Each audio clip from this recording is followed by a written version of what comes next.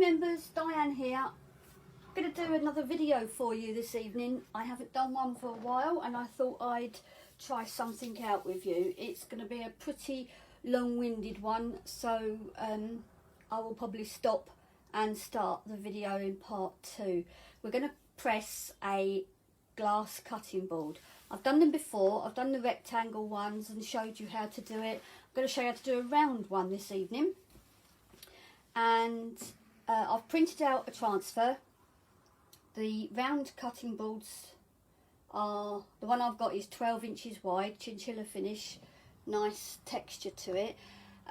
My press is set up at 190 degrees and I'm just going to do the timer for 4 minutes. Once I get going, that's it. Otherwise I'll have to stop and start, stop and start. It's going to cook for 4 minutes, so it's going to take quite a time, video time, so we'll stop and start like I say. Just bear with me a sec. I thought I'd done this.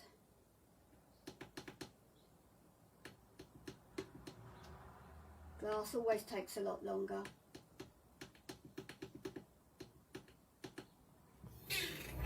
There we go. Right, as I say, the chopping board, glass chopping board, is a lovely texture finish. I've printed my transfer out. Now, a couple of tips. On anything glass, you do not mirror image your transfer if it's got text of any description on it. You make sure you click not to mirror image. If you can't read the text through the glass when you hold it up, you know you've done it wrong. Now, when you're doing something round like this, you're wise to cut round the transfer as much as you can and then slice into it in several places like this so that you can tape it down. You don't have to do many, but once you've lined up your transfer, stick it down, not perfectly, but just enough so it doesn't move. Always take your time doing something. That way you will achieve good results. Trying to think of things I haven't gone through before with you. You will need your heat resistant gloves. You will need a nice soft towel or cloth to put this on when it comes out of the press.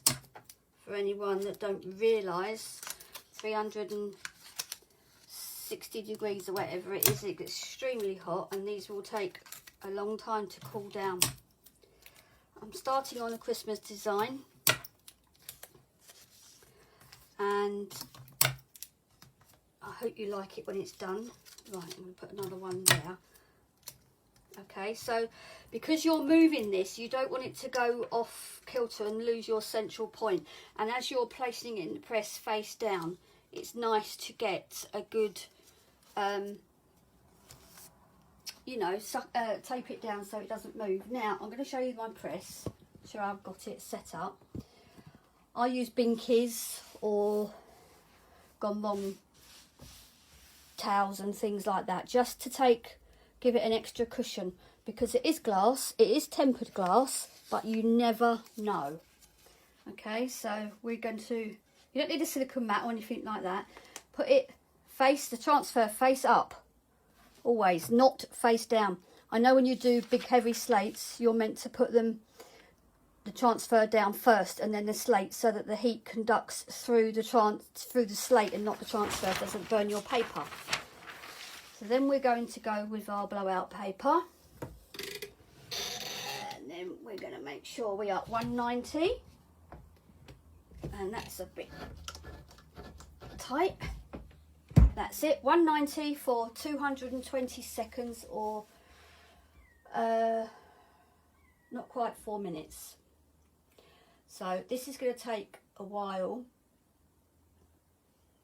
I'm actually going to stop and start again in a moment.